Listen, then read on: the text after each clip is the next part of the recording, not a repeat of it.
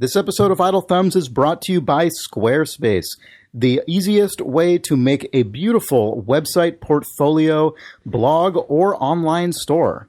Go to squarespace.com and use the promo code THUMBS for 10% off your order and find out how incredibly fast and easy it can be to set up your own beautiful website. That's squarespace.com and the promo code THUMBS.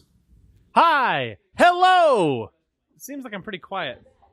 Chris Ramo! Idle Thumbs Podcast! News! I was thinking about that. It's funny.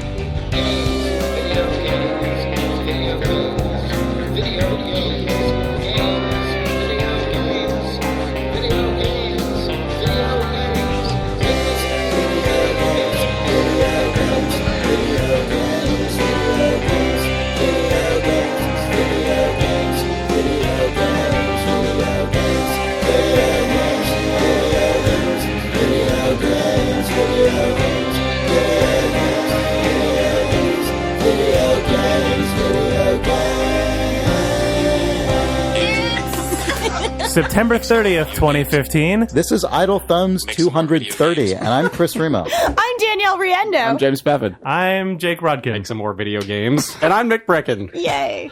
And under the light of this blood red moon, Yes. we have some sad news. Yes. And some exciting news. The sad news is that this is the final Idle Thumbs podcast Of all time. No, this This is also the happy news based on the start of this podcast. yes. No, this is the last podcast for Danielle Riendeau. Yes. Who we are firing. Yes. Danielle is moving to New York Yes. for various reasons. Yes. I'm leaving for love and also for rent in San Francisco. A couple of You're reasons. leaving to the other most expensive city in the country. It's mostly for love. It's for love. So, Yeah. so that is a bummer. We are super sad to see you go. Yes, I'm extremely, extremely sad about it, actually. This is, believe it or not, one of the things that was the most painful to leave in San Francisco is, my friends, obviously, and coming here. I know it sounds really cheesy, but I really, really look forward to recording this every week. It's really fun, and I'm pretty bummed about leaving, but there is good news. There is a silver lining to this. I might be gone from Idle Thumbs proper. However, I will be on another Idle Network podcast with another Idle name. We are going to be launching Idle Weekend that I will be co-hosting with Rob Zachney of Esports Today and 3 Moves Ahead fame. Yes. If you've listened to those podcasts, Three Moves Ahead and Esports Today, you know that Rob has a best great voice. Yes, he has an amazing radio voice and is an incredibly smart and funny and just generally good radio voice. And if you listen to this podcast, you know that Danielle is similarly smart and funny and enjoyable. And so we think this is going to be a really good matchup. The podcast that we're putting together right now, as Danielle said, is called Idle Weekend, and the plan is for it to come out on Fridays, kind of lead into your weekend, as the name suggests, and be kind of a counterpoint to Idle Thumbs, a little more structure, a bit more kind of preparation, unlike this podcast. Are you saying we're going to have structure? Yeah, We're saying that it's a podcast about video games made by competent people Exactly. who do any amount of research before they speak. Right. It should be interesting to Play see lots what of that's games. Yeah. So like. People who play games. it is. It'll be a 2 to 3 topic a week podcast is the plan, and with various guests, and we think it's going to be really a good listen. It's kind of different to this podcast, but hopefully have some similar kind of sensibility. If you like listening to Idle Thumbs, you will hopefully feel at home, but it will be different enough. That there's reason to subscribe to both. So if you stay subscribed to Idle Thumbs on this feed, you will know as soon as the first episode of Idle Weekend is live. That is going to be hopefully sometime in October. Yes. Danielle has to move first, and we have to get some logistics figured out. But Rob was out in town this past weekend, and we kind of talked through a bunch of the plans, and it went really well. And you two we're good friends from before when I lived in Boston. Exactly. So it's hopefully a good, easygoing, awesome kind of thing going on. Yeah, for sure. So stay tuned for that. I'm really yes, and we about also have the reader mail is already actually set up for it. That is true. Yes, if you send they're going to be doing reader mail much like we do. That will be much of the show format is different, but one thing that they will do that is a holdover from Idle Thumbs is reader mail. So if you have if you want to get in early on that, you can send your mail to questions@idleweekend.net. Idleweekend.net, the site is not up yet. We have plenty to do before that is live, but the email address is totally functional. So questions@idleweekend.net if you want to get in early on the reader mail train. Yeah, catch that train. Yep. I would definitely recommend it. Awesome. So, Thanks, Nick. Yeah, I'm really excited about it, though. I'm very, very pumped. In about case that. that was ambiguous or weird, Idle Thumbs, this podcast is also not going anywhere or anything. oh yeah, Yes. no, Idle Thumbs will continue. Sadly, sans Danielle. Sadly, it will continue. It will continue sad. Please don't unsubscribe. Yeah, stay. Let's keep listening. Stay. Listen to all of the Yeah. podcasts. And obviously, anytime Danielle is in town, she is I will be here. definitely, I was all excited to talk about that fucking huge, weird red Yeah. moon, but now I'm sad. Oh. No, don't be sad. Be excited about Idle excited about- Weekend. Yeah, there's a upcoming good podcast on the Idle thing Thumbs too. Network. I mean, the Blood Moon is just such a metal name. Like it just feels like it's Blood it was Moon. in Bloodborne. Yeah, that is a metal band. Blood Moon is like a new game. Oh, good. I mean, like no, I'm Bloodborne saying 2, it Blood probably Moon. is. I don't know if it is. Yeah. Probably is. Fuck Moon, on the other hand. Is like some kind of a goth anarchic band? punk Yeah, band, I a don't hardcore band. End of goths. Come on, Jake. Where's your excitement for this moon? I love the moon. Okay, so I guess we'll talk about the fucking Blood Moon because it was actually really cool. I want to talk about the Blood Moon on this podcast because I was so excited about the moon. Okay, I was not only excited about the moon, I was excited about our as Our shared moment Yeah. as humans. just this has been a sweet like 24 hours of space shit. Oh, that's Yeah. true. Yeah. Like I feel like when you can observe a crazy blood moon and then go to sleep and wake up and hear confirmation of like flowing water on Mars. Yeah. It's a fucking true. sweet like awesome. space Yeah. day. Yeah. It was not even a day. No. Just 12 hours. I even. really liked that blood moon was out. I liked that the moon was a weird color. I liked that it looked like a fucking sphere. It looked like a 3D rendering materials demo for a little while there when the sun was shining on it. It evoked a Voodoo 3 No, okay, whatever. tech So- demo, so if you will. Deep within me. The phases of the blood moon were one. I guess the moon is not going to show up. GeForce 256. It was not that. It was basically that. SLI GeForce Titanium. Voodoo Banshee. The No. Banshee Blood Moon. There was basically, I don't That think works. that I'm going to be able to see the moon. I can. It was just low to the ground. Oh, it's really dark red and weird. Now it looks like a sphere because the sun is starting to show up and it looks like a fucking materials demo. Now it looks like an inflatable balloon being lit by a spotlight from a used car dealership. Now it looks like the regular moon again. That was the basic phases of the blood moon, Nick, if you really want to know. Only I at did. one point did it look like a tech demo. I don't know why I'm talking about this fucking moon. Oh, I think it's great. I didn't even know this moon happened. Fuck. I was in my What? kitchen Really? and somebody was... Who the I went for a run last night, and I didn't mean to go as far as I did, but the blood moon kind of egged me on, and I had a bleeding foot too, so there was extra blood in my blood moon. That's why you were encouraged, was because That's what it your was. open wound was It was just like, in oh, synergy with the calling blood to moon. me. For the Blood Moon. Yeah. It was perfect. My beasthood rating was way high. I'm sorry, that was a Bloodborne joke. Speaking of the water on Mars, if you want to be unnerved by the possibility of life on Mars, search for a short philosophy paper called "Where Are They? Why I Hope the Search for Extraterrestrial Life Finds Nothing" by Nick Bostrom of Oxford University. Oh man, my buddy. Your friend. Yeah. He's the guy that predicts Nick, the end of the bro- world through AI and everything as well. Oh, really? Do you That's know the this? same guy. I talked about him on the podcast like 3 Oh, I weeks didn't ago. remember his Yeah. name. Okay, well, he Patron saint of Idle Thumbs. Yeah. There you go. he lays out a distressingly scared man. distressingly convincing case for why the existence of life on Mars would actually suggest the ultimate doom for the human race. Not because they're like aliens who are going to kill us, but because of what it would suggest about the way life evolves on like in the universe and like where the sort of filter. It's hard to sum up in a few sentences because I'm not smart. But if you read through You're smart. this Pretty damn paper, smart. he Right. lays it out in a compelling and distressing manner.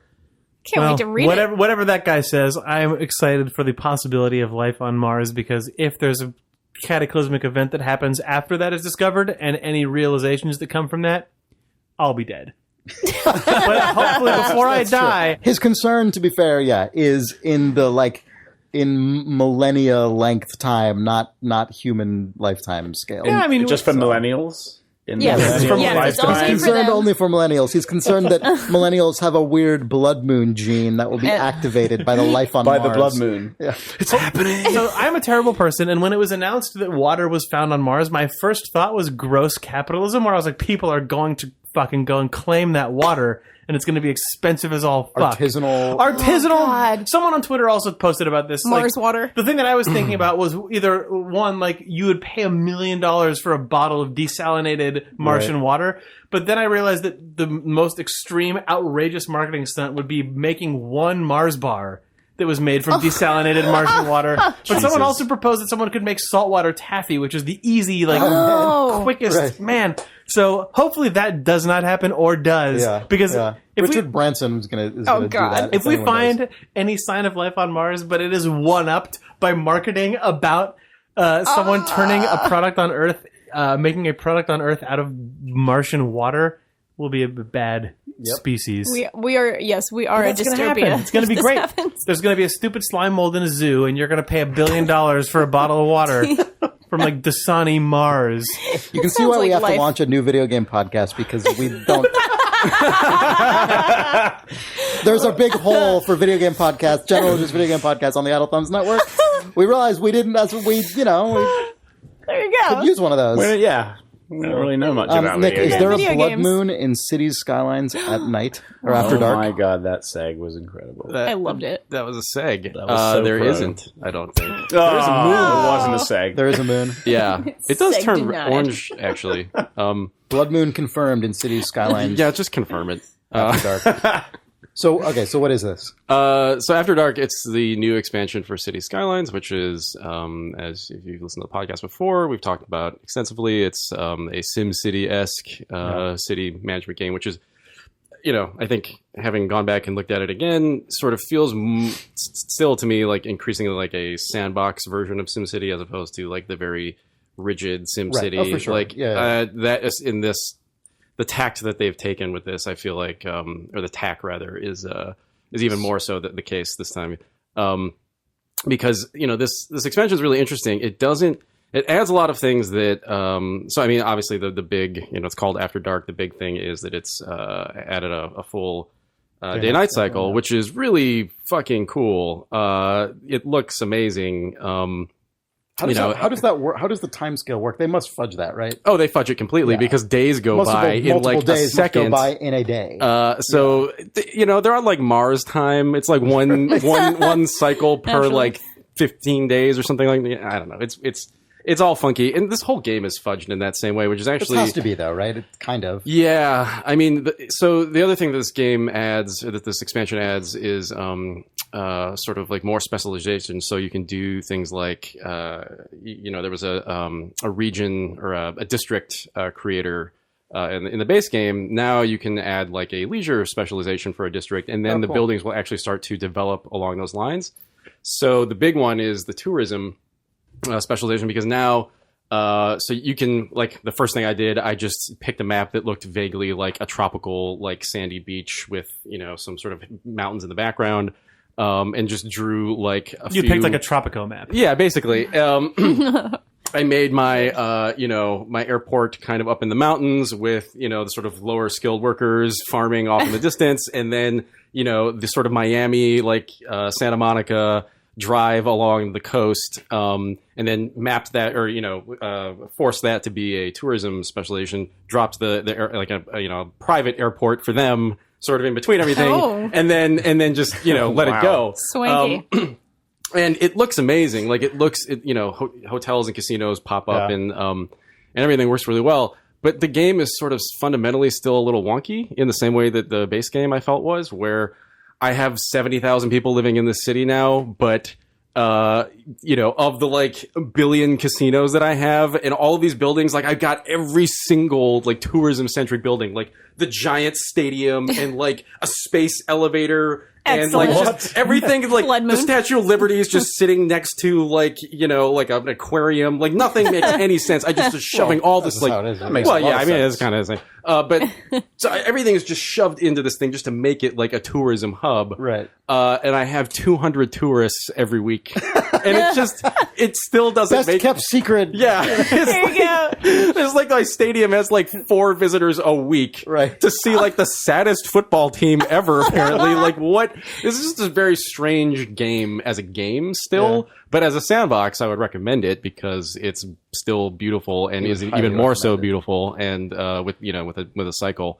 So yeah, I mean, there's not actually a whole lot to talk about. They've added some other fiddly little ways to tweak your city and more sort of policies and things, but other than that, it's just they added a lot more buildings and a night cycle, and everything just looks gorgeous and is still fun. Do you remember an image gallery was posted really recently from someone who's using the day-night cycle of Cities Skylines to basically make a weird perpetual energy machine where they would flush their sewage through their dam at night. And I don't remember the details of how that worked. But So this is how it worked. So they had they had solar panels and this is an interesting cool thing about the expansion is that solar panels only store gather energy to store at night.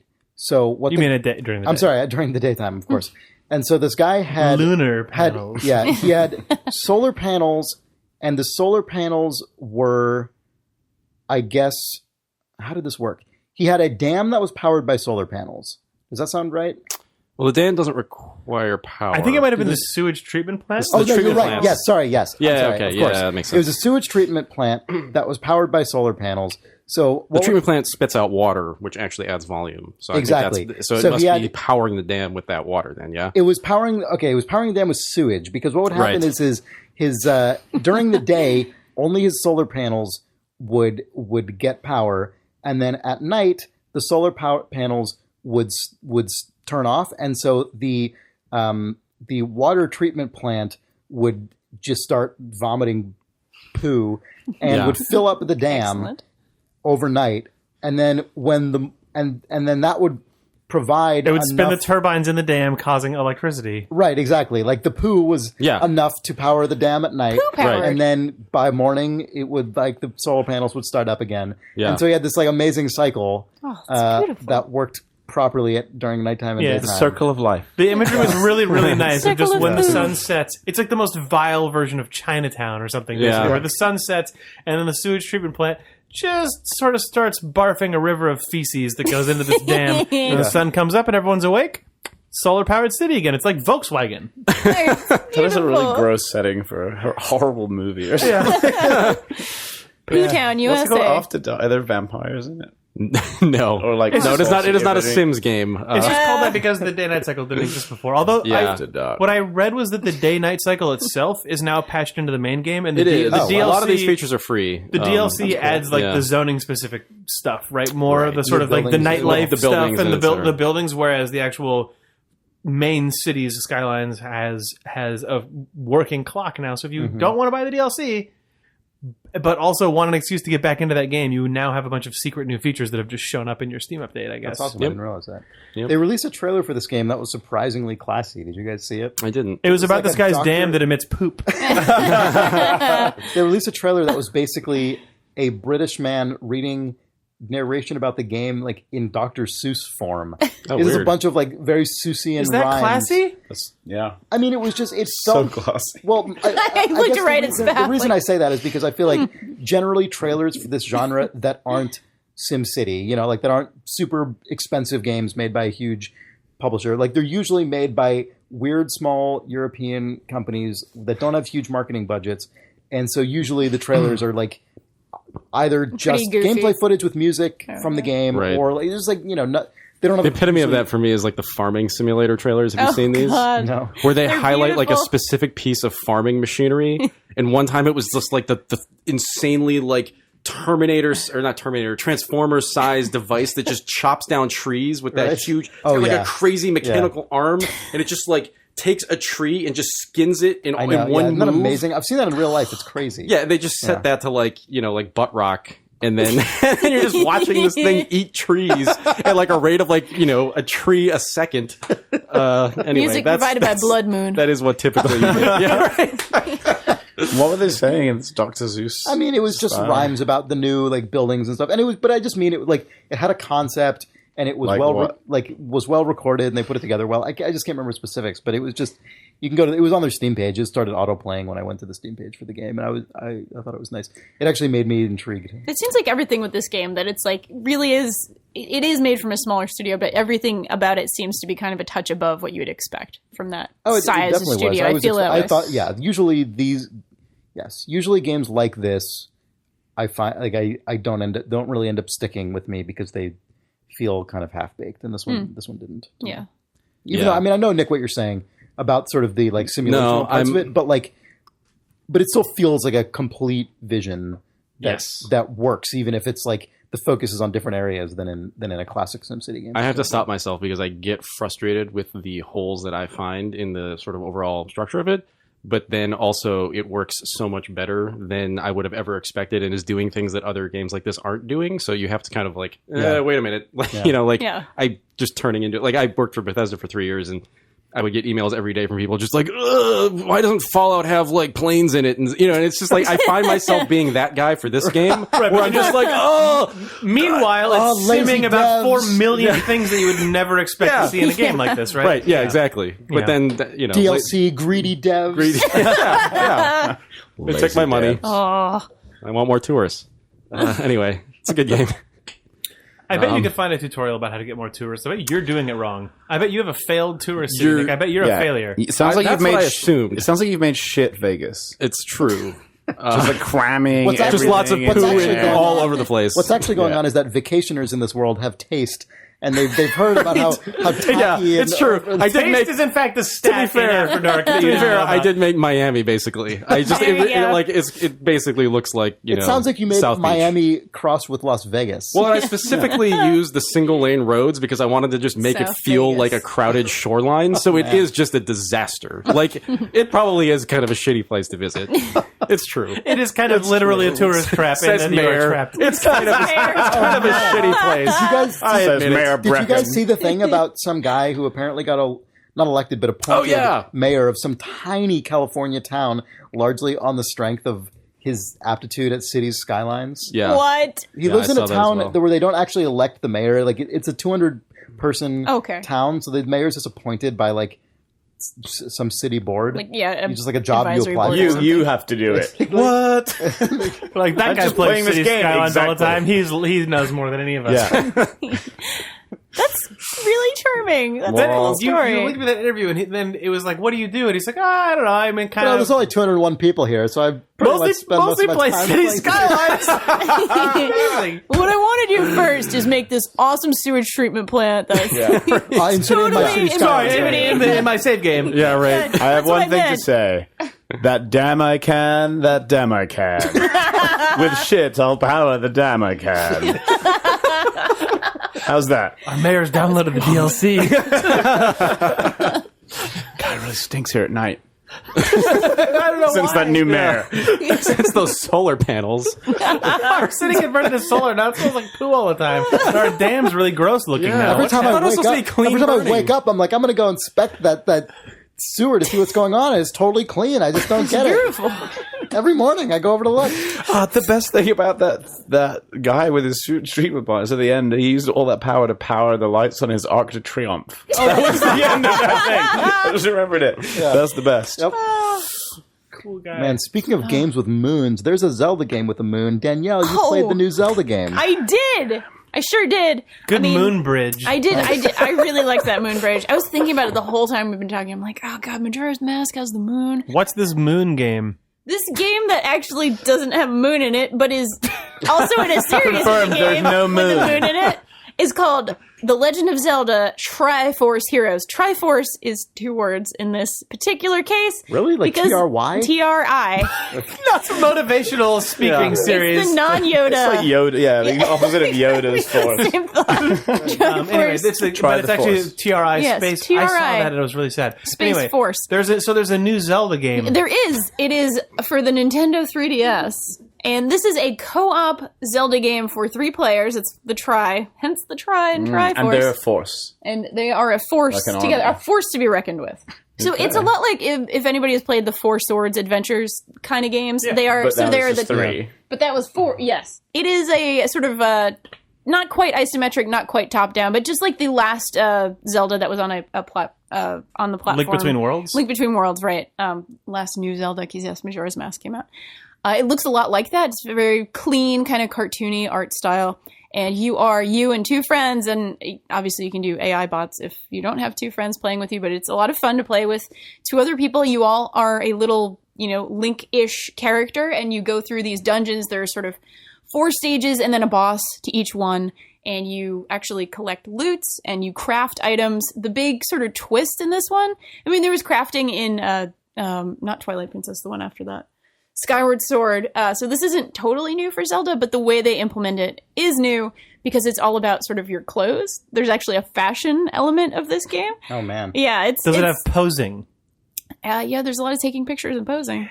There is. There actually is. And it's actually really cute and it's well done. You're crafting items, you're sort of crafting outfits and upgrading outfits and they give you actual powers in the world. So it's not just to look cool. It's actually, there's actually a reason for it, gameplay reason for it. Like, for example, there is an outfit called the Tingle Tights, where you dress up as Tingle, and he has 3 balloons, and so you get 3 free falls off the world that won't count as, against your damage counter, because it's Tingle with his balloons. Kind of cute.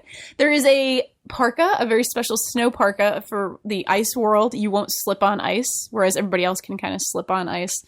It's really cute and really fun. I'm pretty bad at it at this point, but I played a couple hours. So does it have the 4 swords thing where you're all, like, from a larger goal standpoint, you're all working to complete it, but it still has moment to moment competition? You're trying to get the rupees, you're trying to get chests, you're trying to sort of maybe push your friend off the edge so that they don't get stuff. Like, is it that still that same thing? Okay, it's a little different. There is a separate mode that's totally competitive play, like an arena mode.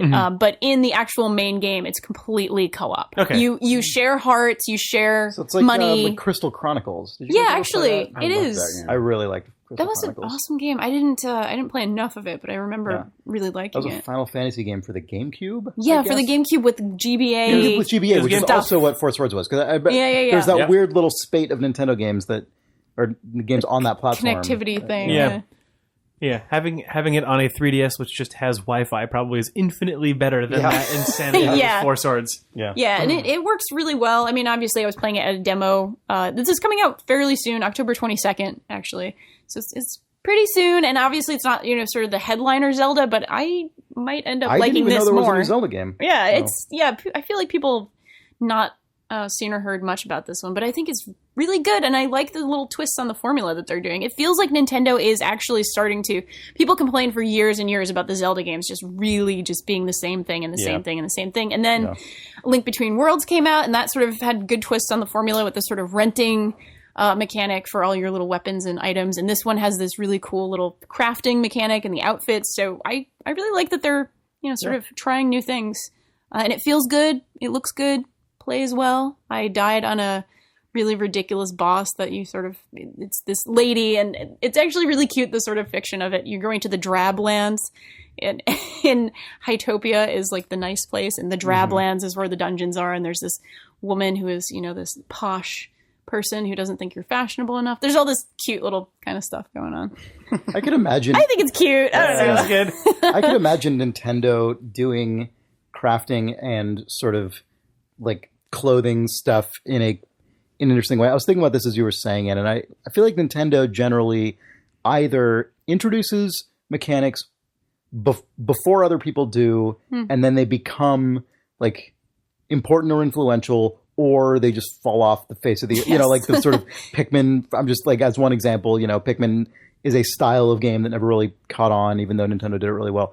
Or they wait till something has been so fully like made a part of the gaming fabric that like they never jump in like midway, right? Like crafting has now crafting and sort of character customization stuff has now been a part of games for so incredibly long. They're like, okay, Nintendo missed the cutting edge of that, so now they'll wait till like a completely old hat and to do an interesting version of it. That's like the Nintendo's like one or the other most of the time. They are always the on one one exception extreme. to that though is their online stuff where they just fucking Except I feel like Splatoon. that's still the second example of like this has been normal for fucking forever at this point. They just did they took forever to jump in. Like they still did the thing I'm saying. They just did a bad job. Yeah, you know, I mean, so I did want to also mention super briefly on the sort of note of cute games and games that are Nintendo made and let you make your own clothing. I am in like an Animal Crossing tsunami right now. I'm playing both the brand new game that just came out, Happy Home Designer, where you're designing all little homes and you're playing as basically a little interior designer in the world of Animal Crossing for your little animal buddies. And I jumped into Animal Crossing New Leaf, and they are the first game I played since the original, which I played like 500 hours. Are those both DS games? Yes. Okay. Yeah, and they're great. And that's all I'll say because I know I was people going to say, played actually, that like a long Animal time ago. Crossing is another good example of them doing good crafting and Yes. and that's stuff. true. Maybe Yeah, I'm it's wrong. so Maybe I'm good. totally like full of shit. No, but I mean, because the Zelda games, it would really lend to crafting, and there was a little bit of it in Skyward Sword, but feels like the first time they're actually like making it really part of the core kind of loop. So, cool. Nintendo. You guys want to take a break? Yeah. All right. Done. I was going to ask you about your home that you made in Home Designer, but I will not. Do it. Nope, No, I don't want to know. I don't want to know. I don't want to It's okay, fucking we can know. Nope. Don't want to know. I'll show you a picture. Okay, that's good.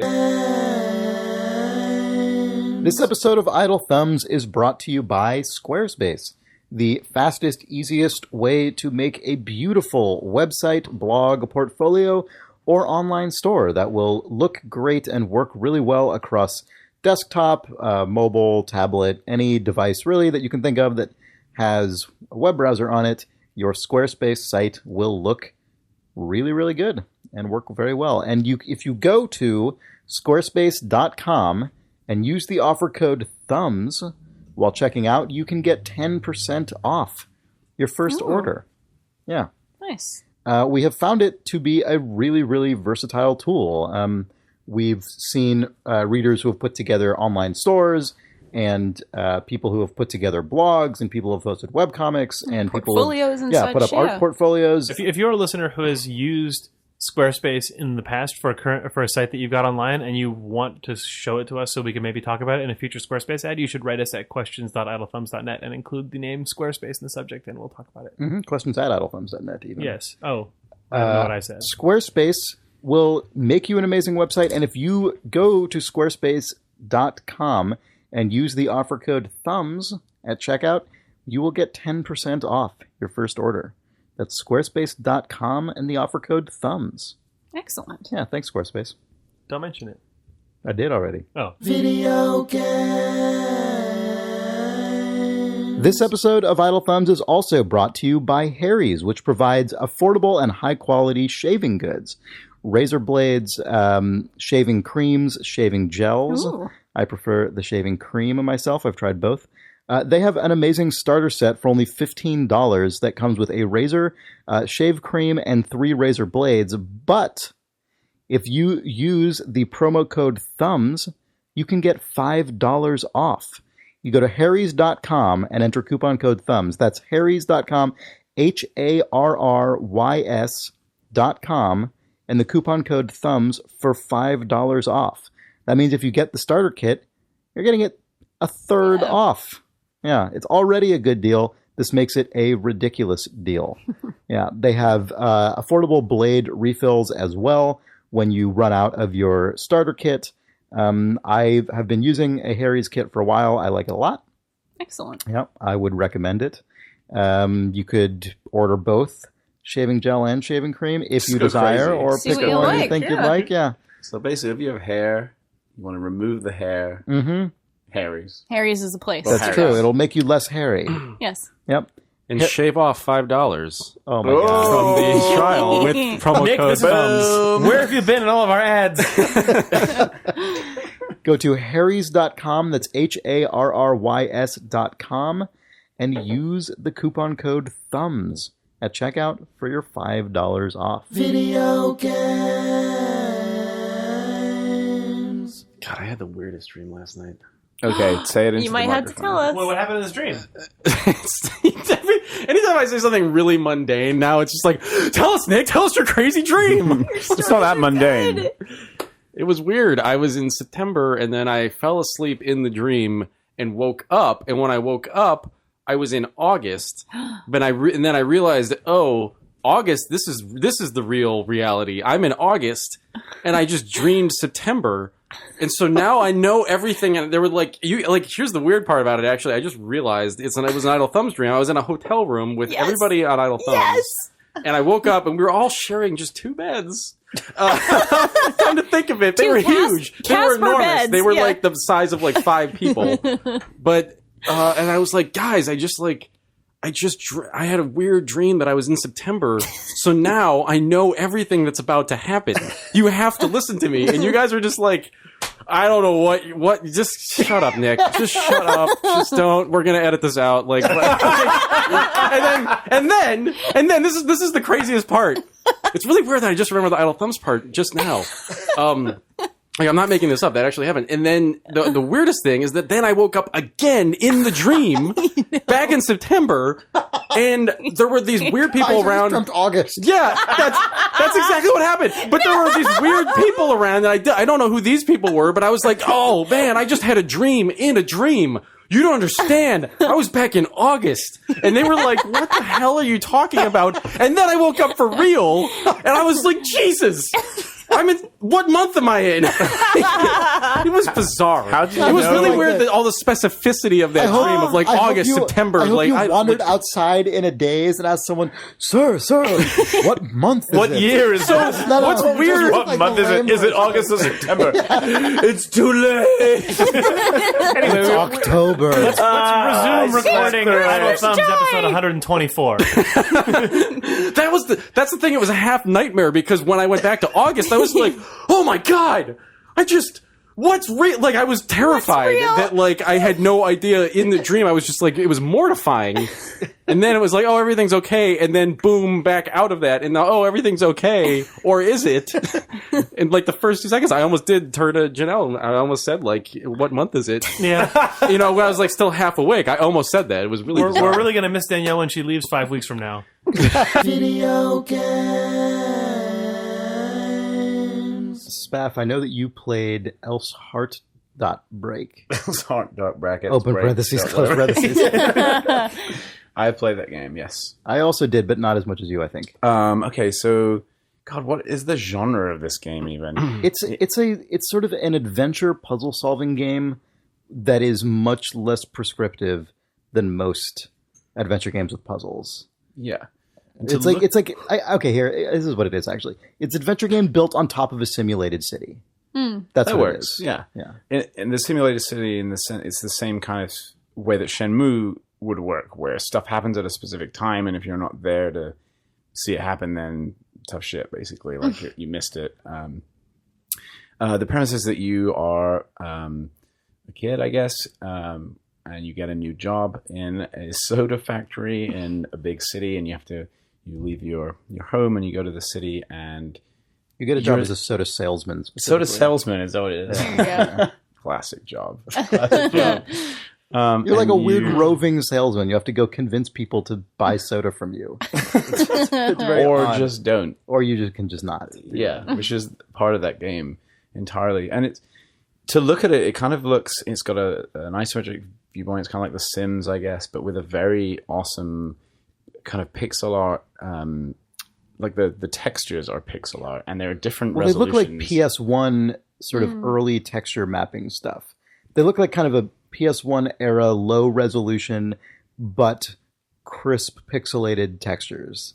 That's kind of what some of it's super crisp and some of it's kind of Yeah. more blown out. But it Yeah. makes this really interesting looking aesthetic. Lots of really vibrant colors. Nice. It's made by a Nordic team. I don't know if they're Swedish or the guy who led the game is Erik Svidang. I don't know how to pronounce it because I don't know his language. I don't know Swedish, but he made Blueberry Garden. Oh, okay. If you guys remember that, and he's basically been making this game ever since then. Wow. He's been making this game for like 5 years. Nice. Yeah. You can tell a lot of work has gone into building this crazy simulation. Yeah.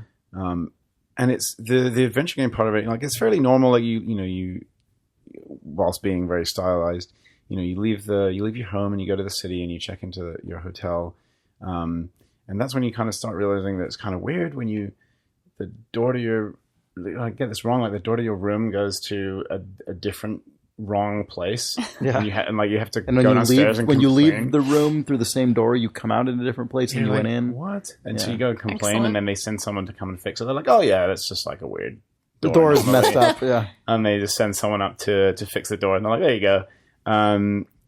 And that's because this game, whilst for quite a few hours, is like talking to people and doing these adventure things and kind of exploring a city, walking around, talking to whoever you find In what seems like a very conventional way. yeah, and in whatever kind of you could follow a linear path if you want to, because you have people saying you should go here, you should meet this person, or you can just wander off and talk to people, but then nothing's really happening, so you have to go back to this path.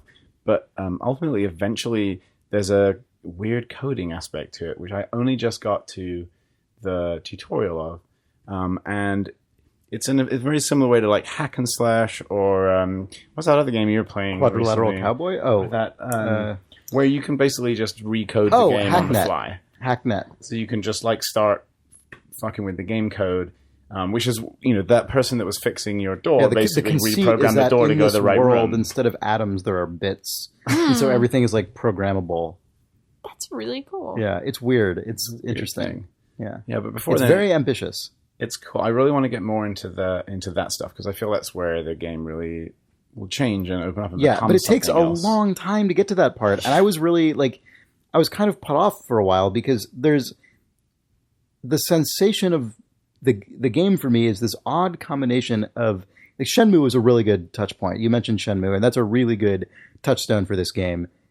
In that you're walking around a world, and it is on its own kind of cycle of just life and people doing things and living, and you can talk with them, and because it's all basically simulated, they all have to have responses that are kind of genericized to some degree, or that can like fit depending on what their state is and like what they're doing in any given moment. And it's also written by someone. I don't know if it was written in Swedish and then translated, or if it was simultaneously written, because the game has a Swedish language option as well. So I don't know if it was translated or if it was also written in English by someone for whom English is a second language, or if it was written by a native English speaker simultaneously. But whatever it is, it has that vibe of translated language. Oh, yeah. And so that combined with this sort of simulational system that's going on makes the world so alienating to me, because it feels like I'm talking to people through multiple like layers of abstraction.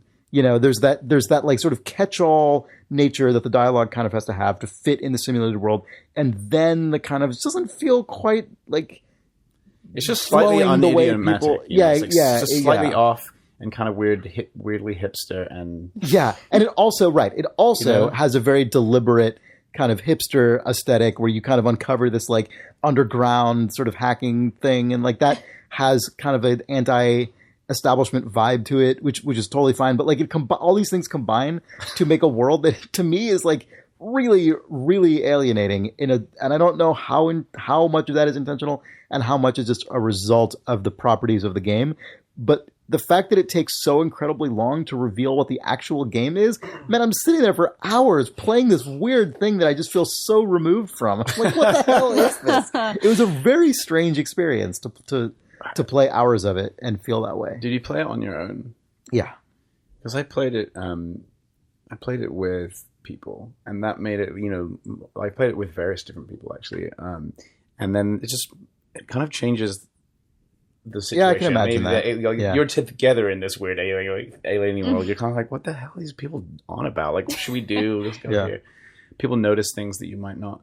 But I think it'll be a really fun game to stream because I can see that. No playthrough is going to be the same. You can kind of take it or leave it, whatever encounter you meet. You can like pick up loads of, just turn things on constantly and like prod things and smoke and drink and like find a lot of floppy disks that you can read on. Yeah, awesome. You can't really do anything. It's just there's loads of stuff to kind of prod around with.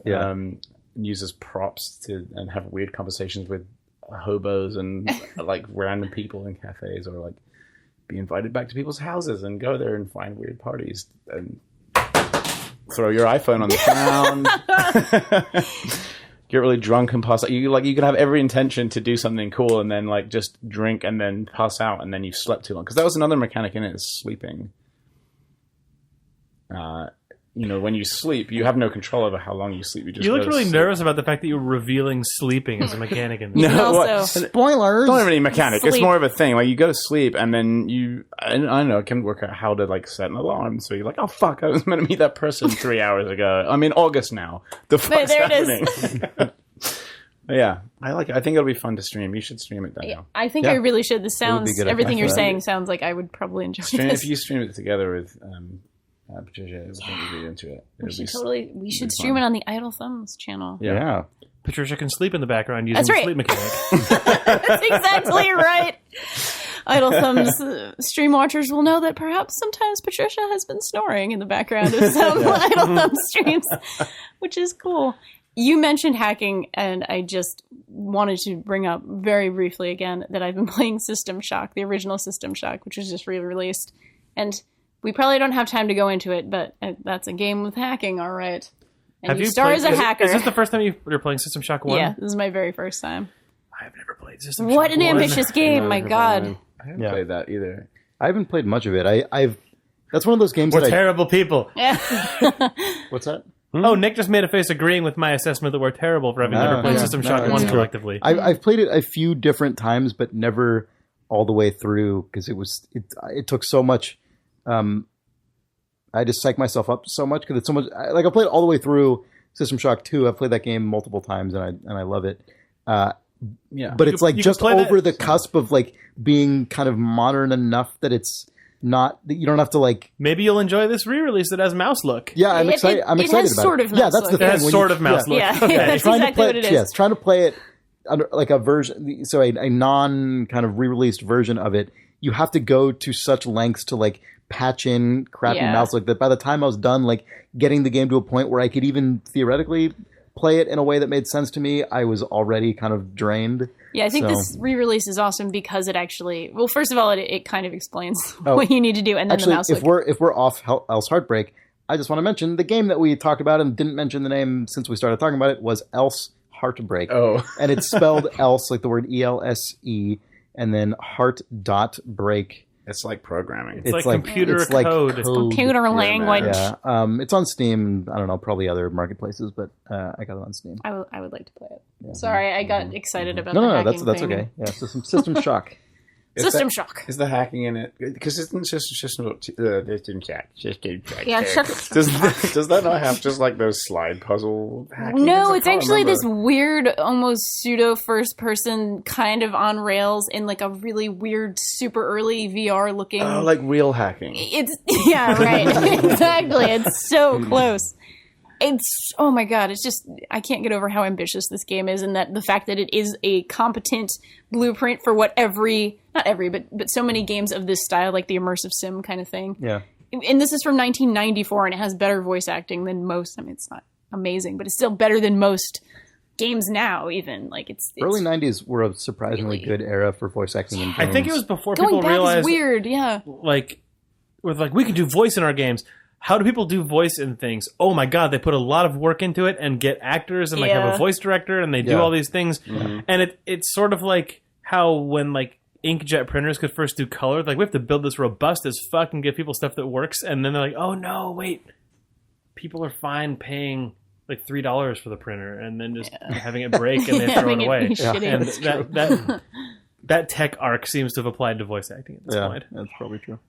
And now, the same way that inkjet printers are just kind of stalwart things that do their job and cost a mid-range price, you can just get Nolan North to be in everything.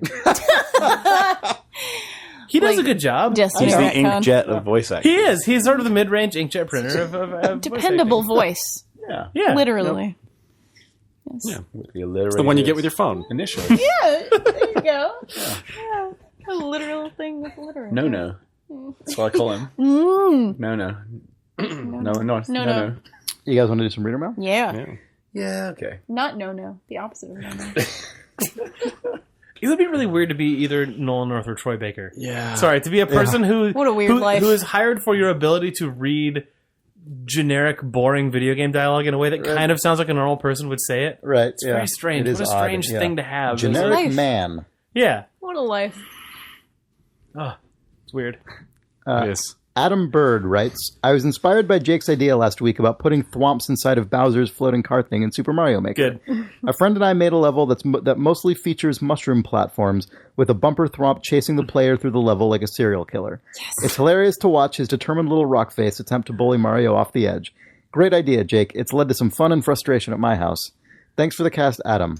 Also, here is a code to the level if you're curious. Ooh. Oh man, I'll read this out. Yeah, Why not? yeah, I wanna That's what a read it. hilarious way to share content on the internet. Nintendo. Makes me so angry. Well, this is the same as taking a fucking cell phone picture of your TV screen, which is what everyone does. I worked for years on Well, this is a cell phone picture of a TV screen And that had I'm a going to better read the number. Yeah. Okay, good. F as in Frank. 8 Okay. E 0 0 0 0 0 0 7 2 C as in car. F as in Frank. 4 0. God, what a garbage way of sharing fucking information. Thank you for sharing, Chris. It's not like somebody made a platformer making game and figured this problem It's not out. like No, the so like rest someone- of the fucking internet exists. Yeah. God. Jesus. People are sharing things using these things called links. Yeah. Fuck that. 16-digit code. All of which will be username. zeros, except Yeah. for Half maybe... of which is zero. God, I hope all those zeros are there because world maps are going to occupy that space. That's all that I want. Yes, Oh, please. Yes, How many... please.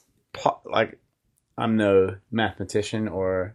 Like, is that hexadecimal, in fact? Is it... I'm no Go through? chaotician. Like, how many possible levels does that system allow for? All levels. That's what I want to know. Someone tell me. 16 Like, does it times go... Is it 16. hexadecimal, or is it, like... Yeah, we don't know. No one knows. How many millions of levels before it blows up? Let's find out. 16 times I 16 know. times Stay 16 tuned. times 16 times 16. Too many. I mean, it's probably hex because it seems like it only goes up to F unless I don't know. Yeah. But anyway, so that's cool. Another Mario Maker thing. Tony Cliff writes, for your Mario Maker playing listeners, there are some really good levels being shared in the Mario Maker thread on the Idle forums. Generally, most people seem to be working in the spirit of let's make something like Nintendo would make. Awesome. Disclaimer, some are mine, but most are not. Keep up the great podcast, Tony Cliff. So yeah, there is a Mario Maker thread on the Idle forums. We haven't mentioned the Idle forums that much recently, but we have a really great community there, and there tends to be a big thread about most of the major games that come out and a lot of the smaller games as well. So there is a thread just called Super Mario Maker, and people are in there talking about the game and sharing their codes, and it is very cool. Yeah, there's some good levels in there, I have to say. I've been doing a lot of Mario Maker playing and featuring weird and cool levels on my own little YouTube channel, and I've been impressed by what I've seen from the Idle Thumbs community. Nice. Yeah, there's some good stuff. I finally have unlocked everything in Mario Maker. And now that I have the ability to make those little rails that things can attach to, I've become obsessed with making a really shitty haunted house. Where Awesome. like you wait and then like the little rail is there and the stupid little Bowser car chugs up to you and then waits for you to get into it. Yeah. And every room that you're in, I've devised a new stupid method to deliver you a car in a nice automated way. Nice. I haven't actually built the haunted house part yet. I've just built Have the you car released delivery any levels mechanism. yet? So I have not published anything. Oh man. I haven't finished anything. I keep making stuff and Yeah. getting a concept like 3/4 of the way done. One day I'll publish my stupid ghost house and my stupid haunted house castle. Sounds great. One day. I The want to play it. Salinger of Mario Maker. But I will not publish my photo. You'll share a friend code, I'll share a There friend you code. go. but you'll not publish. Danielle, there was a level that you and Patricia shared on that YouTube channel that was the one where you play as a Goomba and your dad is Yep. running along the top of the level who's a giant That one is Goomba who's amazing. helping you out. That is like the best. There have been a lot of these sort of like like quote unquote emotional like Mario Maker story levels, and this one is actually really, really good. You play as a Goomba, and then how do you play as a Goomba? You can like sprite swap Mario as a creator. You get a mushroom that has a question mark, and Mario basically wears a suit of other characters, so you can look like Wario or Donkey Kong Jr. or anything that is an amiibo is of. And one of them is you can turn into a Goomba. How do you force Mario to do that? There's a mushroom that has a question mark on it that you as a level creator can author what costume Mario gets when he gets that mushroom. Okay, so it's not a mushroom inside a block; it's just a mushroom. It is a question mark. Then how do you force the player to get the block? Oh, you can also just drag a power up onto Mario, and then Mario spawns with that already active. Oh, okay. At level start. Cool, so you play as a Goomba, and you're going through a sort of devious level, but then up at the top there is a double-size winged Goomba that's just hopping along, and it's basically using the AI behavior of what a winged Goomba will do to make an autoplay level that an enemy is contributing to at the top. So he's ostensibly, or he's not winged at the beginning. Sorry, spoiler. Right. It's just a Goomba climbing around who's double size, who occasionally will like hit switch blocks or trigger other things that help you. Yeah. And that's so good. It's just you and your dad co-oping a Mario Maker level. Oh man! And there's an emotional twist. There's twists that happen. Like it's just so good to have an enemy like. Because as much as like Mario influenced things like Spelunky, it is not really actually big on enemy versus enemy or enemy versus world colliding to create things happen. So this person found the few places where an enemy character can actually impact world space and uses that to create this like scripted co-op experience. That's great. And it's really good. Yeah. It's really cool. You guys did a stream of it that was really good. It's a really I know good a lot level. of people are seeking levels that Nintendo would have made, I assume, by that email, but the stuff that I've seen on videos is the most fun and stuff like that, where people are not making stuff that Nintendo would make and like using Mario to express other random things, like that crazy Waluigi thing about his. Did you talk There's a about that sequel on to this? that I one see too. like that stuff, like that's foraging. And then like I see my friends posting, they're like, "Oh, I've made a level about your Mario. You have to assassinate a Goomba in his mansion that he lives in." Oh, Maya's like, made that. Yeah, projecting these weird like storylines onto stuff, and there was also a notable level that was training really cool. you in the survival method of riding Yoshi, then making Yoshi jump, then jumping off Yoshi. But it was basically the sort of premise was like it was also like a Jason Bourne-esque thing where it was training you to let go of Yoshi to achieve your ends by just killing him over and over again to get to the end of the level. Man. There's a really, really great one, and I think we're putting it up on our little YouTube channel this week, probably by the time this is up. That's actually Aperture Science, and it's a Portal-themed level with Portal-style puzzles that you need to bring a particular object through these really weird, bizarre puzzles. It was really, really well designed and difficult and interesting and very cool. So yeah, some people are really starting to get into cool stuff with this. That's awesome. All right. So Jesse Stuhltrager writes, a note about Undertale. I'm really glad Danielle brought up Undertale last week because it's a fantastic game I think everyone should play. The Earthbound and Mother 3 comparison gets drawn a lot, and it's clear why, but I would say ultimately Undertale is doing something very different to those games, and as someone who still considers Mother 3 one of the favorite RPGs, I think Undertale actually blows the Mother series out of the water on multiple levels. However, I do want to point out something that Danielle missed. While you have the option to end almost every fight in the game without actually fighting, and while you're never forced to kill anybody, you always have the option to kill your opponents, and as you might imagine, that choice has a pretty significant impact on what happens in the story. Video games are no stranger to kill/spare moral choices, but without giving away too much, Undertale manages to put a really unique twist on that choice by framing it not as a moral question about pacifism versus violence, but as a more nuanced exploration of empathy and how we as players interact with virtual worlds. It's a deeply reflexive, incredibly thoughtful game with a fantastic soundtrack, endearing characters, and inventive mechanics that get tied into the narrative in really cool ways. It's far and away one of the best games I've played in years, and I haven't been this thoroughly blown away by anything in a very long time. Sorry for being the guy who writes in just to gush about some game he really loves, but Undertale hasn't been getting a whole lot of attention from the usual outlets, and that's a real shame because it's something special and I can't say enough good things about it. Thanks for the podcast, Jesse in Pennsylvania. Awesome. Yeah, it is very special. I know I mentioned it briefly, but I have been enjoying it quite a bit, and I do think it's doing some interesting things. Nice. Undertale booster Danielle Riendeau weighs in. Undertale. John Rosawicki, I'm sure I'm saying that wrong. John Rosawicki writes, John Rigatello writes, Metal Gear Solid 5 from a Japanese cultural perspective. Listening to the most recent Idle Thumbs, I was a bit dismayed at some of the dismissal of what I feel is a more complex interpretation of Kojima's intended message. This is a slam on Nick Brecken entirely, I'm assuming. As someone who speaks English and Japanese and has family in both countries, I appreciate the way Metal Gear approached some of these issues. It's a shame to me that Kojima can't be more mature with his female characters so people can notice when he's actually doing a good job. Metal Gear is a series born out of the Japanese perspective on nuclear war, and in more recent times has come to include the Japanese perspective on America's global war on terror. The American perspective of the nuclear bombings during World War II is that they were inevitable and or necessary. The Japanese roundly reject this view, and Japanese people are most often staunchly anti-nuclear. There was quite a lot of discussion about whether or not Japan's support role during the global war on terror was legal under their constitution. The games to me have always seemed like their main messages are nuclear weapons are bad and war should be avoided at all costs. Kojima's goal with Metal Gear Solid 4 and 5 feel to me akin to games like Spec Ops: The Line. The character of Big Boss has been fleshed out over the years into an exploration of how someone starting with good intentions can over time succumb to forces that precipitate nuclear war rather than prevent it.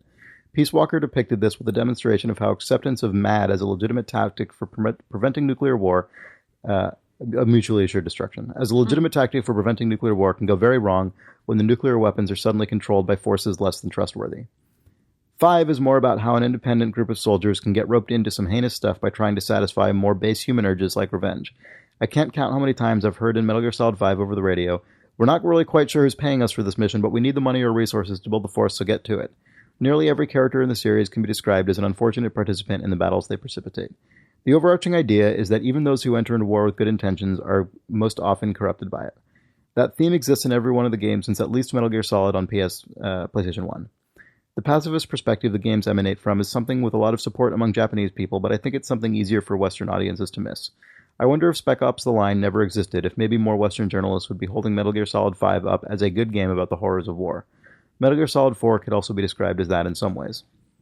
The problem is, on top of these elements, you have Kojima's own love of Western movies along with an approach to characterization that's solidly in the anime tradition.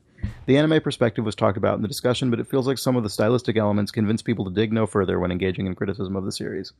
I think there's a more interesting discussion to be had when you look at the Metal Gear games as Japanese cultural artifacts that say something about the difference in perspective between the USA and Japan on important geopolitical issues. Thanks for the great pods being cast in my ears over the years. You guys are fantastic. John Riendeau. Rosewicki. I was close. He pronounces it here. Oh, nice. In Osaka, Japan. Nice. That's a really It's intelligent. not that challenging. That was the Nick Brecken soundboard. Yeah, I think that needs to be clarified. That was a really good letter. Thank you. Yeah, that was John. really good. I mean, yes. You don't need to respond. No. Whoa. Oh my god! Spaf's Don't record microphone that. just Spaz's microphone just really lost its suicide. its will to live. That's so sick of Nick Brecken's soundboard. Levy Francom also writes in about Metal Gear Solid 5. Hi, Thumbs. I've been enjoying Metal Gear Solid 5, and today I noticed something incredible about the game. I was riding to my next mission at sundown, and as the sky darkened, I peered up and saw a group of stars that looked a lot like my favorite constellation, the Pleiades cluster. Ooh. Huh, I thought. Then my astrophotographer instincts kicked in, and I immediately found Hyades close by, and then Orion. To my amazement, the night sky is 100% accurate. The game is fantastic, but for me this small attention to detail stands alone as the greatest singular aspect of the game. Leading to my question, have you ever found a small detail in a game that stood out from the rest or struck a perfect chord with you? Thanks. Levi from Logan, Utah. I have a recent example, Yeah, I suppose. go for it. It's a little goofy, funny thing, but in Dropsy, there's the sort of maybe I even mentioned it. There's sort of like a bunker where somebody has clearly tried to be like a lone survivor, and there's a copy of Atlas Shrugged like in it, like hilariously a little pixelated Atlas Shrugged thing. I like it's goofy. It's not obviously the same thing as like this incredible detailed thing, but it was one of those little moments where I got very happy and I was like, I'm glad they made this. Nice. This reader should look up the Blast Core man. solar system Yes. video on YouTube. Which Holy is, crap. You have to explain this. Yeah, somebody discovered that the pause menu for Blast Core, the N64 rare game where you blow stuff up as a truck, the pause menu actually depicts the solar system but somebody actually using an emulator or whatever like timed it out and discovered that it's an actual like physically correct model of gravity and rotation of all the planets Holy in the solar crap. system, which is hilarious to me. So if you because- time lapse it, you can just watch Yeah. full Yeah, solar cycles. It yeah, took yeah. a ridiculous amount of time to figure this out. Yeah, I know. Yeah, somebody discovered That's it like a year incredible. ago. Yeah, which is pretty hilarious. Anyway, Lazy devs. Or not. yeah. I wonder if the rare replay version has that intact. Probably. Hopefully I the would rare imagine. replay version omitted Pluto. Accurate 2015. that was another thing. It was Maybe modern Photos of CPUs Pluto. destroy the... Yeah, those photos of Pluto. Photos of Pluto maybe take the cake for me. For amazing space shit. Yeah. Photos Oh of Pluto. yeah, those super Photos high of resolution- Those like the Pluto. 8K Pluto The photo. mountains today were just out of control. Yeah. We're living in a good time for space. The people who are releasing the movie The Martian next week must be stoked that it's been fucking Space Week as a lead up to there. It's all viral Yeah. marketing for The Martian, let's be honest. I mean, You mean what? Are you kidding me? I wouldn't Moon be landing shocked. truther Nick Brecken I thinks wouldn't that be shocked if NASA scheduled the announcement to line up with that. We live in a You laugh, but world. but they've known about these things for a long time, and I think You think it's related to the movie The Martian, not to promote The Martian, but because To promote Mars. to promote spin themselves Mars. back up there. Yeah. So they're using the movie The Martian as like the gravity slingshot to accelerate their That's what it news is. Yeah. to use spacefaring Creative. techniques. People finally care about a space thing briefly. Get in that window. That's it. I mean, I'm not saying anything, but Except for that. I'm not intimidated. saying. Yeah. I'm not saying what jet fuel I'm can or just can't saying- melt. I went back to August and learned some things. That's right. I'm saying. Time traveler, short-term time traveler, Nick Brecken. Boring short-term time traveler. Oh man, speaking of that, Confused time traveler. the Castro Theater in San Francisco is playing Back to the Future 2 on the actual yeah. day that Marty McFly actually goes to the year man. 2015 this month Nice. in October. So Yeah. if you like Back to the Future 2 and live in San Francisco, I've never and, seen it. and want I to, think there's quite a few showings of it around yeah, I'm in sure a lot of different people are. cities and But- open air. Yeah, there have to be. theaters Don't and do that stuff. way. You can go see it at the Castro. That's though. right. Yeah. That's right. Yeah. Blech. Yeah, you watch this movie in the park bullshit. Just gonna watch it at home. Uh, Says a miserable man. Damien Martini writes, "Hi Thumbs, this is Damien from Dublin, longtime listener, occasional emailer. Before the defecating tape from Metal Gear Solid 5 runs its course, I thought it appropriate to bring to memory a scene from Metal Gear Solid 4, Guns of the Patriots. At one point, as Snake is sneaking through this desolated land, he comes across a big old rusted metal barrel and the distinctive sounds of a soldier taking a huge dump inside. This is Johnny Sasaki, a character who suffers from irritable bowel syndrome in every Aw. Metal Gear game. After the deed is done, Snake stares at the barrel and makes this sound as if he has just come up with an amazing idea. What could it be? Well, in the same way he hides in boxes, he realizes he can hide in this shit barrel and roll down a hill undetected. Every time I did this, I couldn't help but notice that in no time Snake that Snake at no point takes the time to clear the barrel, thus rolling over in someone's shit again and again. Why would you do that, Snake? You are my hero. Is there some hidden meaning to this? Some higher significance my brain is failing to grasp? Thanks for the great work, and if you wish, you could find the link below to the part I'm describing. Great podcast as always." And he links to a video called Metal Gear Solid 4 Legacy Edition, Johnny taking a crap in a drum cutscene. I feel like, why would you do that, Snake? You are my hero would be a good name of a compilation of stupid shit Snake just does constantly in all the games. Yeah, that's true. I think this reader should write the previous reader. Yeah. Perhaps there's some Oh yeah, you should something give there. them each other's addresses and they Yeah. could be like They should correspond. pen pals. Yeah. Also on Metal Gear Solid 5, Glenn White writes, "Hey Thumbs, I think you've said everything that needs to be said about Metal Gear Solid 5 at this point. Oh, good. But I wanted to share my experience with one mission. The mission was to extract a jeep closely flanked by 2 enemy tanks. After some trial and error, I managed to perfectly rig up some C4 far enough to take apart both tanks without to take out both tanks without putting a single scratch on the jeep. I moved in to balloon away the vehicle when I was ambushed by the Skulls, the game's superhuman villains. I slowly crept around, trying to find a way of reaching the jeep without them seeing me. I threw inflatable big bosses around, hoping to lure them away long enough that I could get to it, but nothing worked and they spotted me. What followed was Big Boss running around in circles around the vehicle and yelling at Quiet to kill them all with her sniper, both in-game and in real life.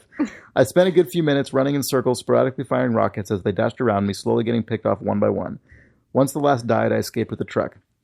Boss, that was legendary. People will be talking about that mission for years to come, says Ocelot, and I achieved an S rank. I remember that mission. Something similar happened to me. Oh, yeah? Yeah. I'm not sure they'll be talking about it for the right reasons. Keep up the great show, and good luck to Danielle. You'll be missed. Glenn. Oh, thank you. Hi, Glenn. Thank you, Glenn. I love you, Glenn. Well... Oh, here's a goofy If you email never to stop wrap this reading up. reader mail, Danielle can never leave. That's right. That's right. Keep reading. Yeah. Sorry, I can't go. Just make it up. This might be the last one for this week. Phil Davis writes, Scary Stairs. I, too, had a staircase-related fear as a kid. Near the stairs in my childhood home, we had some African masks. One day, while climbing the stairs as a young child, I wondered myself, what happens to all the water that gets flushed down the toilet? I glanced over to the masks and convinced myself that all the water that had ever been flushed down toilets was stored in the walls behind those masks. And it, wow. And This if it, child had a fever at the time. and if it took me too long to climb the stairs, all the water would come rushing out and my family would drown. Oh my god. Mind you, it was just the water. Somehow all the other toilet stuff was separated, I guess. I don't know. I was 5. I still run up most stairs I encounter to this day out of habit. Thanks for casting a great pod, Phil. Oh, thank you, Phil. Weird. Carry that thought with you, Danielle. As Yes, we I travel will. Across our great nation. You could make a really good certainly Mario will. Maker level out from that concept. Hell so. yes.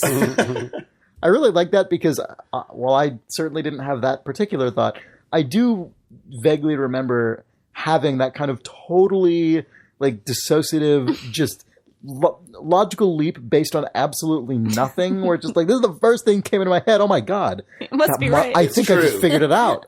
I think I just figured out how this element of the world works. And you're a kid and you are an idiot, so you think that forever.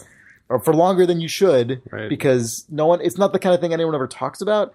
You know, like, Yes. so probably what happened was that no one in this person's life ever was like, today you're going to learn about where the water goes when you flush it down the toilet. So, like, he's Oh, it powers dams. Right. Oh, Right. oh. You'll be it mayor lights one up the day. Arc de Triomphe. Oh, mayor. It powers the Arc de Triomphe. Yeah, you flush it, it turns into poo, and And then it drowns your family. We store it behind these masks, and then at night, when the solar panels aren't working, we open the mask, and all the water comes out. it drowns your family. Poo turns on the lights, and your family dies. It all makes sense. Jesus Christ. I love that. Anyway, that's all in Cities Skylines After Dark. Yes. After Dark Mask Edition. It's a combination of that Animal Crossing interior decorator game and Cities Skylines After Dark and Nick Mario Bricken's Maker. Nightmare. Yep. And Mario Maker. If you combine all of those things, that child's family drowns. Right. Yeah. It's And the like twisted Sonic and After Knuckles Dark lock-on technology. Screensavers. Huh? But Oh, Twisted and After Dark screensavers as well. After Oh After man! Dark Twisted. If Cities Skylines After Dark also shipped with the After Dark screensaver, Oh. Oh my god! Oh my. Nick, you have to leave City Skylines After Dark running for like 2 hours and then come back and see if there's like a strange trivia game running with Right. like claymation heads that get hit with a hammer, or like if there's a little cat Like a chasing stuff clown. around in a meadow. Yeah, like see Yeah. what's going on. Okay. Yeah. My After Dark deep cuts are not what they once were. There was a Cities After Dark screensaver. Oh, where that's you the- could that's watch like the classic rear one, just the window, little like lights people that in the- light up. Yeah. No, but you Oh, see the people creepy walking around, one. the creepy one where people were walking around like Yeah, girls and no, take that's off their clothes and stuff. Yeah. Excuse me? No, that was Yeah. that was your childhood imagined After Dark one. that's No, where cool. That was what that's happened when where you got the people on the ketchup. walls go. Yeah. when they- people in the walls. what happens to the people on the walls after you drown them in the toilet? Gotta run up these stairs. Well, son, that's where we get our fresh water. Gross. What does that mean? Delicious dead people water. What is happening? Blood. This is the appearance of Solid Snake. I'll tell you what's happening. This podcast was brought to you by Autodesk Sketchbook. Yeah. Yes, for those times where you need to draw or doodle some kind of idea, but you don't have pencil and paper handy, Autodesk Sketchbook works on your phone, your tablet, your desktop. You can download it and start your free trial at sketchbook.com/thumbs. No credit card required on that free trial. But if you like it and you end up getting an annual membership, as an Idle Thumbs listener, you can get 25% off when you enter the code THUMBS at checkout. Start your trial at sketchbook.com/thumbs. Excellent. Man, and on that note, this is Danielle's last Idle Thumbs podcast. This is the final coming goodbye. to an end. I thought there's only one thing to do. Yay! That means Chris is going to edit out that segment. No, it's been really awesome having you on Idle Thumbs. Thank you. It has been really, really a really great addition. We're all going to miss you. I know that the readers are all going to miss you, but it is really exciting to be launching a new podcast with you and Rob. So everyone should please continue listening to this podcast at least until Rob Zachney becomes the host. Yeah, until their and then we're all fired. Yeah, we're all out There of we the go. Yeah, this has been really great. Thank you, Chris, for the first time I ever came on. You were just sort of randomly like, hey, what are you doing? And I'm so happy that I've gotten to do this. Me too. And I'm excited for Idle Weekend. Me too. Yeah. All right. Well, thanks for listening, everyone. Good luck Thank in New York. you. Thanks, Danielle. Good luck in New York. Yeah. Yeah, good Thanks. luck. Danielle, now that you're not on this podcast, if you like Idle Thumbs and you want to really help us out, if you could rate us on iTunes, it would be my God. really great. Wait, that's collusion. No, Danielle is just a friend who we happen to know. Shadowy No Cabal. involvement with Idle Thumbs, the podcast. So it would really help us out. It's a great way. It's like one of the only ways that really benefits us and helps us grow. So if you could do that, that'd be great. Okay. You can leave an honest rating. It's cool. Also, you can follow us on Twitter at Idle Thumbs. And you can check out this show and other great shows on our network, which you don't know anything about or have anything to do with, at idlethumbs.net. Awesome. I'll be sure to do that. All Thanks. of it. Cool. All right. If you have any questions, you can write us at questions@idlethumbs.net. Oh my God, what if I wrote you guys an email for next week? I already wrote you an email, so Really? You can send an email from So you're more than welcome. idleweekend.com to you. Excellent. Idleweekend.net. Oh, sorry. Oh my God, that's what it is. Spath. Jesus. Damn it. I'll be writing. I'll be like, what are you guys doing? Next Tuesday night, I'll be like, hey, what are you guys doing? What are you up to? It's Danielle. I'm playing a lot of games. Here is a list of the games I have played. Thanks. Long time go host, first time emailer. How's the couch? Does the couch miss my butt? It does. I can tell you in does. advance. All right, good. Anyway, This lobster couch. you can keep that misses commemorative you. lobster couch pillow. So beautiful. Thank you. Take that with you. My mom sewed that. Oh, it's so gorgeous. True. the True lobster fact. aliens will appreciate it. Hooray. Lobster alien. All right. Yay. Goodbye. We'll miss you, Danielle. Thank you, guys. I'll miss you too.